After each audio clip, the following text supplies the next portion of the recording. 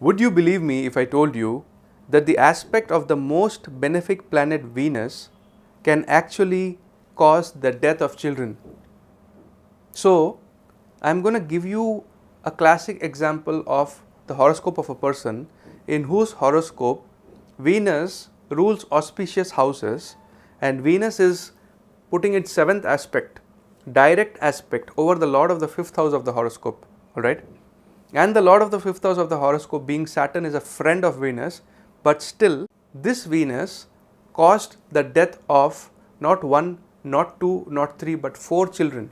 So, among the 5 children that the person had in his life, 4 children died and only 1 survived.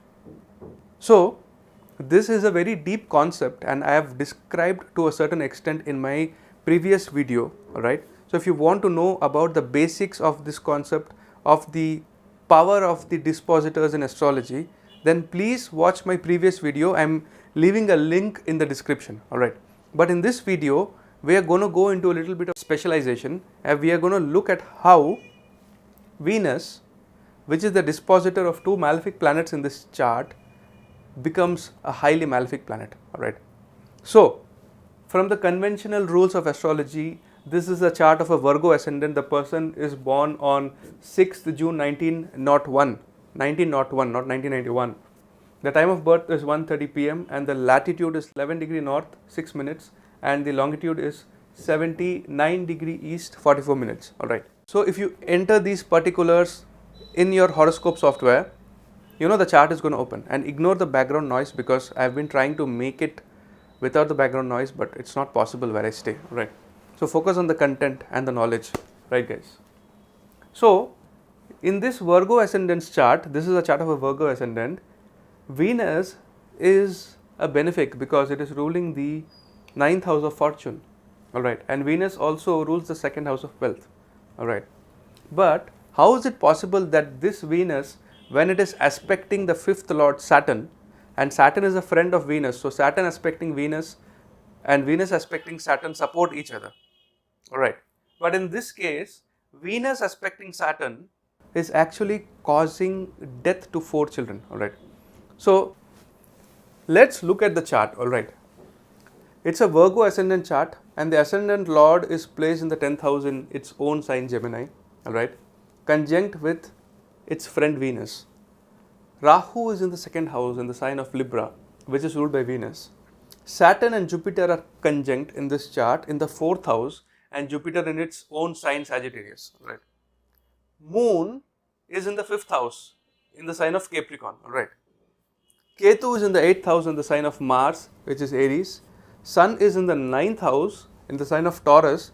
Now here you have to note that Taurus is again ruled by Venus, and Venus, Mercury I have already mentioned, they are in the 10th house in the sign of Gemini, and Mars is in the 8th house, alright. So, fundamentally from the basic concepts of astrology, if you see and if you approach this chart generally, what is being shown is that Moon, which is actually a benefic planet, is placed strongly in the 5th house in the sign of Capricorn, alright. And whenever a person has a strong moon, now if you see the sun is quite away from the moon, alright. Sun when it is near the moon makes the moon malefic, but sun when it is far away from the moon, it makes the moon benefic, alright. So, sun is away from the moon, alright, and moon, a strong moon placed in the 5th house can give you a lot of children, especially daughters, alright, because moon is a feminine planet. Now, moon is strongly placed in the 5th house, and if we look at the dignity of the dispositor of moon, Saturn, Saturn is placed in the 4th house, even though it has gone 12 houses backwards, creating a loss angle, but still it is in a Kendra. So, whenever a planet goes into the Kendra, it gets the support of Vishnu, it gets protected, alright. Now, here Saturn is conjunct with Jupiter. Now, Jupiter is the significator of the 5th house, it is the Karaka of children. Whenever Jupiter conjuncts with a planet, aspects a planet, or is placed in a particular house, it multiplies, it expands. So, this person is supposed to have more than 2 or 3 children because Saturn is conjunct with Jupiter. And when the 5th lord becomes conjunct with Jupiter, they say that Jupiter protects the planet with which it is placed. Then how did 4 children die out of 5? Right? Now that's the question which I am attempting to answer. Watch and observe carefully how the pros handle the horoscope. This is just a fun joke exaggeration, guys. You all can do it, right? So, to cut across and come to the point, as I mentioned in my previous video, whose link is in the description, generally it is said that when you have to understand the nature of a particular planet, you have to look at its dispositor. If the dispositor is well placed, then the planet becomes a benefic planet, a friendly planet, alright. But here I am proposing this new method, alright, which is already mentioned in the books. I am just explaining it to you, that let's say a particular planet is well placed in the chart, but malefics are occupying its signs. So in this case, Venus is placed in the 10th house, it is conjunct with its friend Mercury in Gemini, it is a friendly sign for Venus. So Venus is supposedly to be good because Mercury is also benefic. But the fact is that Rahu is afflicting the sign of Venus, which is Libra. So indirectly Rahu is putting its malefic influence, injecting its malefic influence into Venus, right? And Sun is also a malefic planet, and Sun is placed in the sign of Taurus, which is again ruled by Venus, and Sun is also injecting its malefic influence into Venus, right? Now Sun causes detachment and separation, something like Ketu, alright, and Rahu, wherever it goes, it is Shanivat, it delays till the age of 42, as long as Rahu is not maturing, alright. So what has happened is that Venus, instead of taking the nature of Mercury, is actually taking the nature of Rahu and Sun. So Venus, even though it is appearing to be Venus, is actually Rahu-Sun conjunction happening here, alright. Now, whenever Rahu and Sun are conjunct, Sun gets debilitated in Libra, alright. So Sun is also becoming more malefic because it's a Grahan Yog. Sun is eclipsed by Rahu, they are inimical to each other, and also Libra is coming into the factor. Sun debilitates in Libra, and now this Venus, which is not Venus but Sun Rahu, is aspecting the lord of the 5th house, which is Saturn, which is the significator of the child and creation, alright, and luck. So that is why it is creating a deadly combination, it is throwing a deadly aspect over Saturn, which is so strong that even Jupiter is not able to counter it. And because of this, Saturn gets afflicted, and the children, they don't survive, not 1, not 2, not 3, not 4. The next question is that we have to also look at the longevity of the children, alright. So we have to look at the 8th house. We have to look at the 8th house from the 5th house to see the Ayu of the children, how long and how well the children will survive.